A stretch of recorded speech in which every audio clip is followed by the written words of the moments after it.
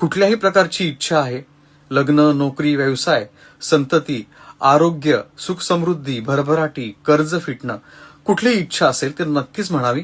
परंतु कुलदेवतेच्या दर्शनाला जाण्याच्या पूर्वी त्याच दिवशी त्याच सकाळी महादेवाच्या जवळपासच्या प्राचीन मंदिरात, जागृत मंदिरात नक्कीच जाऊन दर्शन घ्यावं. किमान 1 डझन केळी घेऊन जावी आणि ते पिंडीवरती स्वच्छ धुवून अर्पण करावी.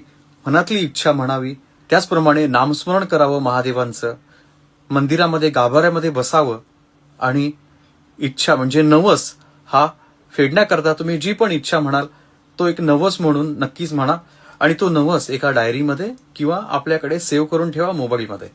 तो काय नवस मी म्हणलेला होता, कुठल्या इच्छेसाठी म्हणलेला होता आणि नंतर तुम्ही आपल्या कुलदेवतेला जाऊन तो नवस म्हणायचा आहे कुलदेवतेसमोर. परंतु नवस फेडायचा आहे आपल्या कुलदेवतेच्या मंदिरामध्येच, लक्षात घ्या. आणि हा नवस कोणताही असो हा पूर्ण नक्कीच होऊ शकतो असा अनुभव आहे.